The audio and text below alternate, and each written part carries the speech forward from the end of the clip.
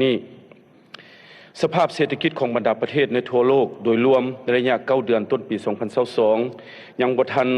ฟื้นตัวจากการกระทบของการระบาดของพยาธิโควิด -19 อย่างเต็มที่แต่ก็ต้องได้ประเสริญกับสิ่งที่ท้าทายใหม่คืออัตราเงินเฟ้อที่เพิ่มขึ้นสูงในรอบหลาย10 ปีย้อนการหยุดชะงักของต้องโซ่การผลิตบวกใส่การปฏิบัติการพิเศษทางการทหารระหว่างรัสเซียอุกราอินในต้นปี 2022 มากระทบใส่ซึ่งเฮ็ดให้ราคาพลังงานราคาเสบียงอาหารในทั่วโลกเพิ่มขึ้นเกือบเท่าโตจึงพาให้หลายกว่า80 ประเทศในทั่วโลกให้มีอัตราเงินเฟ้อหลายกว่า2ตัวเลข สถาบันการเงินสากลหลายแห่งในทั่วโลกได้คาดคะเนว่าอัตราเงินเฟ้อในทั่วโลกปี 2022 แม่นสูงถึง 8.8%ย้อนว่าธนาคารกลางของ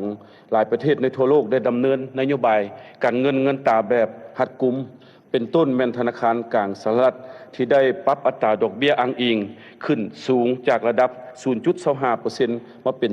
4% และคาดว่าจะสืบต่อปรับสูงขึ้นในปี 2023 ไปอยู่ในระดับ 4.557%ซึ่งจะเฮ็ดให้สกุลเงินดอลลาร์สืบต่อแข็งค่าอย่างต่อเนื่องและสร้างแรงกดดันให้บรรดาเงินของสกุลของบรรดาประเทศต่างๆอ่อนค่าลงเฉลี่ยในปีผ่านมานี้เงินบรรดาสกุลต่างๆในทั่วโลกได้อ่อนค่าอยู่ในระดับ 15-30% บนพื้นฐานเงื่อนไขที่กล่าวมาข้างต้นนั้นเศรษฐกิจของสปปลาวแม้นถึงว่าจะมีท่าเอียงที่ดีขึ้นเป็นต้นการส่งออกการท่องเที่ยวเริ่มฟื้นตัวแต่เศรษฐกิจก็ยังได้รับผลกระทบและประเสริญกับสิ่งที่ท้าทายหลายด้านโดยเฉพาะมันการนำเข้าการสินค้าและการบริการหนี้สินต่างประเทศที่จะต้องชำระยังสูงราคาน้ำมันสินค้าอยู่ในตลาดการสากลยังสูงซึ่งเฮ็ดให้ความต้องการเงินตราต่างประเทศเพื่อมาชำระสินค้าดังกล่าวเพิ่มขึ้นอย่างก้าวกระโดดในปี 2022 ในอีกด้านหนึ่งการคุ้มครองเงินตราต่างประเทศของภายในของพวกเขายังบ่ทันกลุ่มการประสานสมทบกันระหว่างแขนงการยังบ่ทันกลุ่มเกี่ยวพวกเขาส่งออกได้หลายแต่การนำเข้าและรับที่เป็นเงินตราต่างประเทศจากการส่งออกรวมทั้งเงินคุ้มครองเงินลงทุนจากต่างประเทศเข้ามาในระบบธนาคารแม้นยังได้น้อยซึ่งเฮ็ดให้เกิดความบ่สมดุลกันระหว่างความต้องการและความสามารถสนองทางด้านเงินตราต่างประเทศจะกลายเป็นปัจจัยต้นตอที่พาให้ฮอดท้ายเดือนกันยาเงินกีบอ่อนค่าเฉลี่ยประมาณ 19.44% เทียบใส่ท้ายปี 2021ถ้าเทียบใส่เงินบาทมันอ่อนค่าอยู่ประมาณ 18.02% ส่วนต่างระหว่างอัตราแลกเปลี่ยนของธนาคารและอัตราแลกเปลี่ยนนอกระบบสำหรับเงินกีบพวกเขาเทียบใส่เงินดอลลาร์อยู่ในระดับ 12.33% ถ้าเงินบาทเฉลี่ยอยู่ในระดับ 4.27%การอ่อนค่าของเงินกีบยังได้ส่งผลเฮ็ดให้อัตราเงินเฟ้อเพิ่มขึ้นฮอดระดับ2ตัวเลขเริ่มแต่เดือนพฤษภาเป็นต้นมาคือดังตัวเลขในบทรายงานของหลายท่านรัฐมนตรี คาดว่ายังจะสืบต่อมีการเน่งติงเพิ่มขึ้นเล็กน้อยฮอดเดือนท้ายเดือน12 เพราะว่าสินค้าที่อยู่ในกระตาของการคิดรายอัตราเงินเฟ้อยังเป็นสินค้านำเข้ากว่าบ่ถึง1/3ของสินค้าทั้งหมด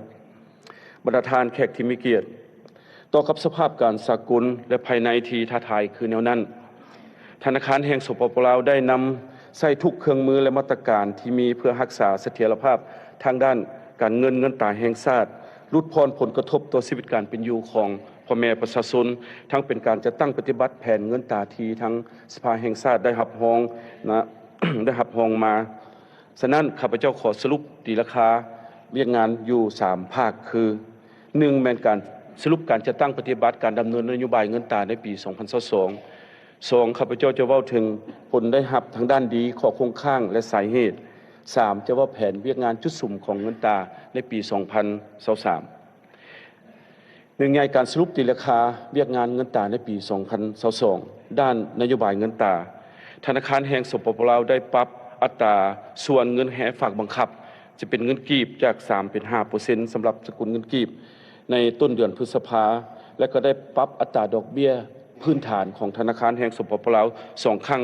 ในเดือน5และก็ในเดือนตุลาจาก 3 เป็น 6.5% ต่อปีสำหรับเงินกู้ระยะสั้นบ่เกิน7 วันได้ออกจำหน่ายพันธบัตร ของธนาคารแห่งสปปลาวระยะสั้น6 เดือนในอัตราดอกเบี้ย 20% ซึ่งการจำหน่ายมันเริ่มแต่กลางเดือนมิถุนาเป็นต้นมา และได้มาสิ้นสุดอยู่ในวันที่ 15 พฤศจิกายนปีผ่านมานี้การจำหน่ายทั้งหมดแม่นได้อยู่ 4,614 ตื้อหรือประมาณ 92.28% ของจำนวนเสนอออกทั้งหมดแม่น 5,000 ตื้อ2 ด้านอัตราแลกเปลี่ยนได้อนุญาตให้ธนาคารธุรกิจและห้างแลกเปลี่ยนตัวแทนสามารถกำหนดอัตราแลกเปลี่ยนประจำวันของตัวเองกว้างออกถ้าเทียบใส่จากระดับบวกลบ 1.5% มาเป็นบ่เกินบวกลบ 4.5% สำหรับธนาคารธุรกิจและมาเป็นบวกลบ 3% สำหรับห้างแลกเปลี่ยนตัวแทนถ้าเทียบใส่อัตรา